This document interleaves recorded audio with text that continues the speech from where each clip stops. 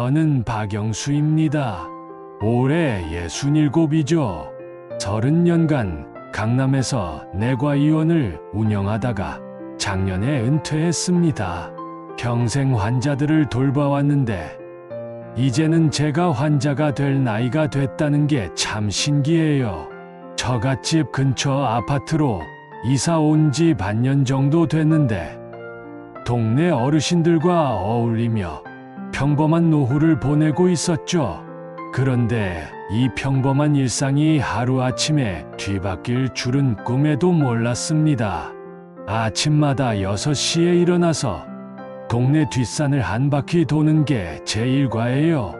오늘도 등산로에서 이웃 할머니들과 인사를 나눴습니다. 박 선생님이라고 부르시는 소리에 기분이 좋았죠. 은퇴했지만 여전히 존경받는다는 느낌이 들었거든요. 경로당에 들러 바둑을 두고 있는데 최순덕 할머니가 급하게 들어오셨어요. 얼굴이 창백하고 손이 떨리고 계셨습니다. 큰일 났다며 병원에서 연락이 왔다고 하시더군요. 검찰청에서 전화가 왔는데 통장이 범죄에 연루됐다는 말씀이었어요. 가슴이 서늘해졌습니다. 요즘 보이스피싱이 심각하다는 뉴스를 자주 봤거든요. 어느 병원에서 그런 말씀을 하셨느냐고 물어봤더니 박영수 선생님이라는 분이 전화로 알려줬다는 거였어요. 그 순간 등골이 오싹해졌죠. 제 이름이 나온 거였거든요. 하지만 저는 그런 전화를 한 적이 없었어요. 혹시 그 선생님이 어떻게 생기셨다고 하셨냐고 물어봤더니 전화로만 했는데 목소리가 저와 똑같았다는 말씀이셨습니다. 처음엔 저인 줄 알았다고 하시더군요. 순간 한 사람이 떠올랐어요. 박영호, 저와 일란성 쌍둥이인 형입니다. 어릴 때부터 저와 똑같이 생겨서 부모님도 가끔 헷갈려 하셨죠. 의대도 같이 들어갔는데 영우 형은 2학년 때 사고로 그만뒀어요. 그 후로 영우 형은 여러 사업을 전전했습니다. 건설업, 부동산, 심지어 한방병원까지 운영했었죠. 하지만 번번이 실패했어요. 10년 전쯤 마지막으로 만났을 때도 돈을 빌리러 왔었거든요. 그때 단단히 거절했는데 그 후로 연락이 끊어졌습니다. 집에 돌아와서 밤새 고민했어요. 설마 영호 형이 보이스피싱에 연루된 건 아니겠죠? 그래도 확인해봐야겠다는 생각이 들었습니다. 순덕 할머니를 도와드리려면 정확한 사실을 알아야 했거든요. 다음 날 아침 경로당에서 순덕 할머니를 만났어요. 어제 말씀하신 검사 이름이 정확히 뭐라고 했냐고 물어봤더니 박영수 검사라고 했다는 거였어요. 근데 이상한 게 목소리뿐만 아니라 말하는 습관도 저와 똑같더라는 말씀이셨습니다. 그 순간 확신이 섰어요. 영호 형이었습니다. 저희 가족만 아는 말투였거든요. 아버지가 교사셨는데 어릴 때부터 정중한 말투를 쓰라고 하셨어요. 그래서 저와 영호 형 모두 씁니다. 채를 자주 쓰는 습관이 있었죠. 혹시 그 사람이 어떻게 생겼는지 보셨냐고 물어봤더니 전화로만 했다는 말씀이셨어요. 그런데 나중에 동사무소 앞에서 만나자고 하더라는 거였어요. 다행히 무서워서 안 가셨다고 하시더군요. 저는 순덕 할머니에게 절대 혼자 나가지 말라고 당부했습니다. 그리고 그날 오후 오랫동안 미뤄뒀던 일을 해야겠다고 결심했어요. 영호 형을 찾아가는 겁니다. 인터넷 검색으로 영호 형의 현재 주소를 알아냈어요. 놀랍게도 제가 사는 아파트에서 그리 멀지 않은 곳이었습니다. 마음을 다잡고 버스를 탔어요. 10년 만에 보는 형, 과연 어떤 모습일까 궁금했죠. 영호 형이 사는 원룸 앞에 섰을 때 가슴이 두근거렸어요.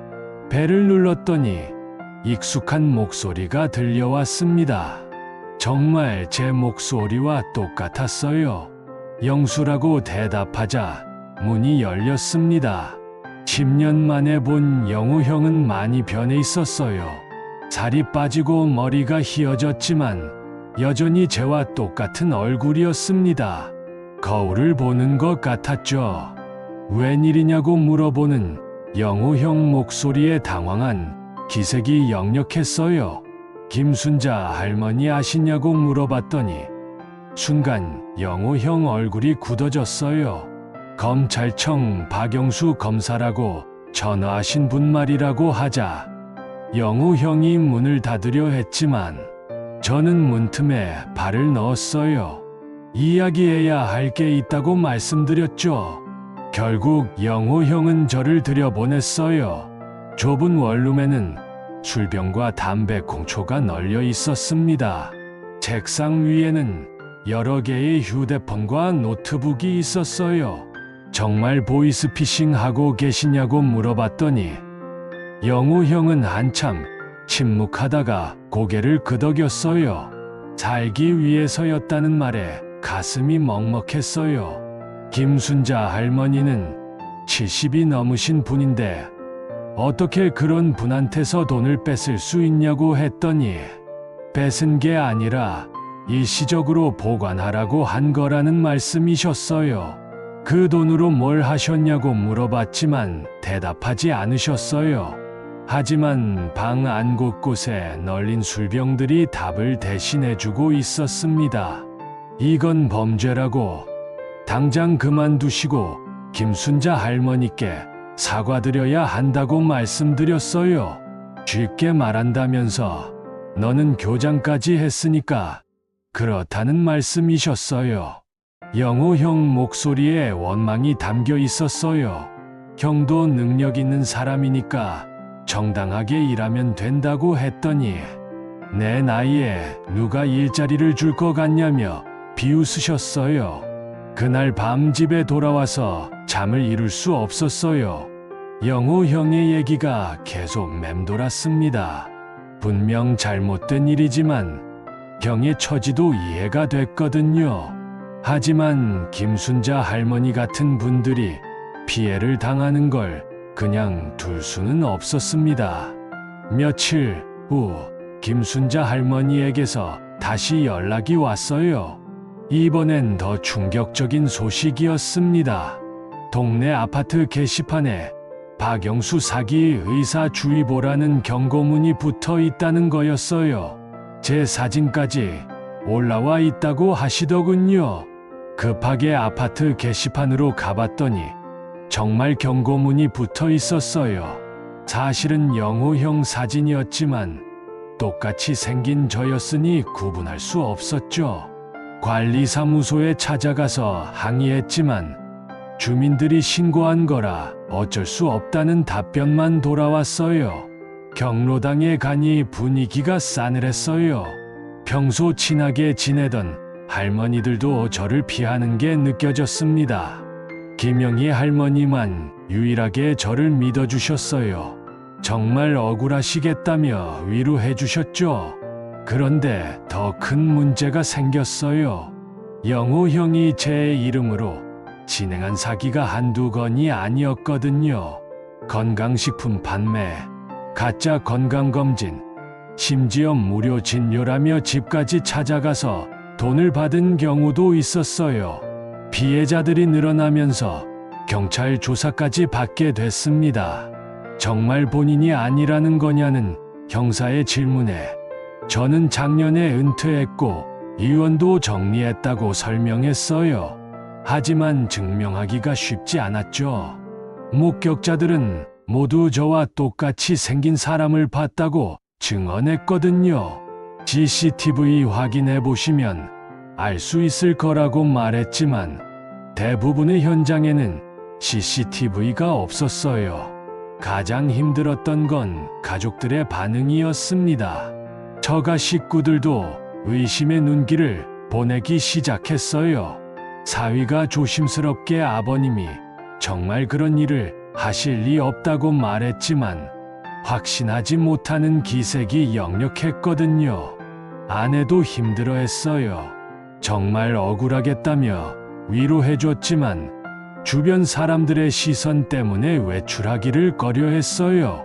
평생 성실하게 살아왔는데 이런 일을 당하다니 참 기가 막혔죠. 그러던 어느 날 순덕 할머니에게서 급한 전화가 왔어요. 또 그 사람이 나타났다는 거였어요.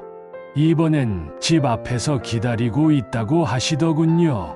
가슴이 철렁했습니다. 영호 형이 또 다른 피해자를 만들려는 것 같았거든요. 절대 문 열지 말라고 당부하고 급하게 순덕 할머니 집으로 향했어요. 아파트 입구에서 영호 형을 발견했습니다. 의사 가운 대신 정장을 입고 서류 가방을 들고 있었죠. 뭐 하시는 거냐고 다가가자 영호 형이 놀란 표정을 지었어요. 너 왜 여기 있냐며 당황하더군요. 그만하라고. 더 이상은 안 된다고 말했습니다. 영호 형과 제가 똑같이 생긴 모습을 본 주민들이 수군거리기 시작했어요. 저 두 사람 똑같이 생겼네. 쌍둥이인가? 소란이 벌어지자 영호 형이 당황했어요. 잠깐만 얘기하자며 영호 형이 저를 조용한 곳으로 끌고 갔어요. 정말 그만하라고. 이렇게 계속하면 둘 다 망한다고 말했더니 알지만 빚을 갚으려면 어쩔 수 없다는 말씀이셨어요. 영호 형 목소리가 절망적이었죠. 그때 경찰차가 나타났어요. 누군가 신고한 것 같았습니다. 박영수 씨 맞냐는 경찰의 질문에 똑같이 생긴 두 사람이 서 있으니 당황하더군요. 저는 진짜 박영수고 이분이 제 쌍둥이 형 박영호라고 신분증을 내밀며 설명했어요. 경찰도 상황을 파악하는데 시간이 걸렸습니다. 결국 영호 형이 경찰서로 연행됐어요. 저도 참고인으로 함께 가야 했죠. 경찰서에서 자세한 조사를 받으면서 비로소 진실이 밝혀지기 시작했습니다. 조사 과정에서 영호 형의 범행 규모가 상상보다 컸다는 게 드러났어요. 피해자만 20명이 넘었고 피해 금액도 억 단위였습니다. 모두 제 이름과 얼굴을 도용해서 저지른 일들이었죠. 형이 왜 이런 일을 했는지 설명해달라는 담당 형사의 요청에 저는 영호 형의 사정을 최대한 설명해드렸어요. 하지만 법적으로는 명의도용과 의료법 위반이라는 명백한 범죄였습니다. 가장 힘들었던 건 피해자들과의 면담이었어요. 순덕 할머니를 비롯해 여러 어르신들이 경찰서에 오셨는데 저를 보는 눈빛이 복잡했습니다. 정말 이분이 아니냐며 여전히 의심하는 분들도 계셨어요. 다행히 CCTV 분석과 통화 기록 그리고 목격자 진술을 종합한 결과 제 무혐의가 입증됐어요. 영호 형과 저는 걸음걸이와 말하는 습관에서 미묘한 차이가 있었거든요. 영호 형은 결국 구속됐습니다. 면회를 갔을 때 형은 많이 초췌해져 있었어요. 정말 미안하다며 저까지 고생시켰다고 하시더군요. 이제 와서 후회해도 늦다고 말했지만 출소하면 어떻게 살아야 할지 모르겠다며 눈물을 흘리셨어요. 재판이 시작됐습니다. 저는 피해자들을 위해 증인으로 출석했어요. 피고인과는 어떤 관계냐는 질문에 일란성 쌍둥이 형이라고 답하자 법정이 술렁였습니다. 영호 형의 변호사가 깊이 반성하고 있으며 피해자들에게 진심으로 사과한다고 말했지만 피해 규모가 워낙 커서 실형이 불가피해 보였어요. 판사가 피해자들에 대한 배상 계획이 있냐고 물어보자 영호 형이 고개를 숙였습니다. 그 순간 저는 결심했어요. 재판장에게 한 말씀 드려도 되냐고 물어보고 자리에서 일어났습니다. 저는 피고인의 동생이자 이번 사건의 간접 피해자인데 형의 잘못을 대신해서라도 피해자분들께 배상해드리고 싶다고 말씀드렸어요. 법정이 조용해졌습니다. 영우 형이 놀란 눈으로 저를 봤어요. 내가 왜 그러냐며 당황하시더군요. 제 이름으로 저지른 일이니 제가 책임지는 게 맞다고 말씀드렸습니다. 결국 영우 형은 3년 실형을 선고받았어요. 저는 은퇴 후 모아둔 돈으로 피해자들에게 배상금을 지급했습니다. 순덕 할머니를 비롯한 여러 어르신들이 고맙다며 눈물을 흘리셨어요. 정말 고맙다며 제 손을 꼭 잡으시는 순덕 할머니를 보니 마음이 조금 편해졌어요. 하지만 동네에서의 시선은 쉽게 바뀌지 않았습니다. 일부 주민들은 여전히 저를 의심스럽게 바라봤거든요. 아내가 차라리 이사 가는 게 어떻겠냐고 걱정했지만 도망가면 더 의심받을 거라고 생각했어요. 시간이 해결해 줄 거라며 꿋꿋하게 버텼습니다. 몇 달이 지나면서 상황이 조금씩 바뀌기 시작했어요. 제가 피해자들을 위해 배상했다는 소식이 퍼지면서 사람들의 인식이 달라졌습니다. 박 선생님은 정말 착한 분이라는 소리가 동네에서 들리기 시작했어요. 순덕 할머니가 앞장서서 저를 변호해 주셨어요. 박 선생님은 진짜 의사고 자기 형이 저지른 일을 대신 책임진 고마운 분이라고 경로당에서 다른 분들에게 설명해 주셨거든요. 김영희 할머니도 도움을 주셨습니다. 우리가 박 선생님을 믿지 않으면 누가 믿겠냐며 평생 환자들 돌보시던 분이라고 말해 주셨어요. 점점 더 많은 분들이 저를 이해해 주기 시작했습니다. 어느 날 동네 마트에서 장을 보고 있는데 한 할머니가 다가오셨어요.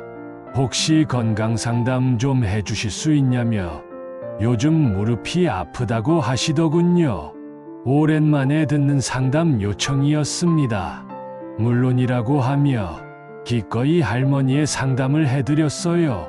정식 진료는 아니었지만 경험을 바탕으로 조언을 드릴 수 있었죠. 근 병원에서 정밀검사 받아보시고 평소에 이런 운동 해보라고 말씀드렸어요. 그 일을 계기로 동네에서 저를 찾는 분들이 늘어났습니다. 물론 돈을 받지는 않았어요. 그냥 이웃으로서 경험 있는 의사로서 도움을 드릴 뿐이었죠. 영우 형 면회를 정기적으로 다녔어요. 처음에는 미안해하고 부끄러워하던 형이 점점 달라지기 시작했습니다. 출소하면 정말 새 사람으로 살고 싶다고 하시더군요. 말만 하지 말고 실제로 그렇게 하라고 당부했어요. 교도소에서 영우 형은 간병 자격증을 땄어요. 환자들에게 진짜 도움이 되는 일을 하고 싶다는 말씀에서 진심이 느껴졌습니다. 오랜만에 보는 진지한 표정이었죠. 2년 반 만에 영우 형이 가석방됐어요. 출소 당일 제가 마중을 나갔습니다. 고맙다며 깊게 머리를 숙이는 형에게 이제 진짜 새 출발하라고 말했어요. 영우 형은 요양원에 취직했습니다. 간병사로 일하면서 어르신들을 돌보는 일이었죠. 처음에는 과거 때문에 힘들어했지만 성실하게 일했어요. 몇 달 후 영우 형이 연락했어요. 요양원 어르신들이 자신을 정말 좋아해 주신다며 비로소 보람을 느끼는 일을 찾은 것 같다고 하시더군요. 형 목소리에서 밝은 기운이 느껴졌습니다. 동네에서도 영우 형의 근황이 알려지면서 분위기가 완전히 바뀌었어요. 형제가 다 착하다거나 박 선생님 형도 이제 제대로 일한다는 얘기들이 들렸습니다. 순덕 할머니가 형님까지 바른 길로 이끄셨다며 정말 대단하다고 말씀하셨어요. 영호 형이 스스로 바뀐 거라고 겸손하게 답했습니다. 지금은 영호 형과 가끔 만나서 식사를 해요. 예전처럼 편한 관계는 아니지만 서로를 이해하려고 노력하고 있습니다. 내가 나를 포기하지 않아줘서 고맙다는 형의 말이 아직도 기억에 남아요. 동네 경로당에서는 이제 저를 완전히 받아들여 주세요. 건강 상담은 물론이고 가끔 응급 상황이 생기면 제일 먼저 저를 찾으시죠. 박 선생님 계셔서 든든하다는 말씀을 들으면 가슴이 뿌듯합니다. 아내도 이제는 당당하게 외출해요. 여보 덕분에 동네에서 얼굴 들고 다닐 수 있다며 고마워하더군요. 처가 식구들도 더욱 저를 신뢰하게 됐습니다. 어제는 순덕 할머니가 진짜 몸이 아프셔서 병원에 모셔다 드렸어요. 다행히 큰 병은 아니었지만 저를 완전히 믿고 의지하시는 모습을 보니 감동이었습니다. 박 선생님이 계셔서 얼마나 든든한지 모른다는 순덕 할머니 말씀에 제 눈시울이 뜨거워졌어요. 비록 시련을 겪었지만 오히려 더 깊은 신뢰를 얻게 된 것 같습니다. 지금 생각해보면 영호 형의 사건이 제 인생에 큰 전환점이 되었어요. 단순히 은퇴한 의사가 아니라 진짜 이웃을 돌보는 사람이 된 것 같습니다. 앞으로도 이 마음으로 동네 어르신들과 함께 살아가려고 합니다.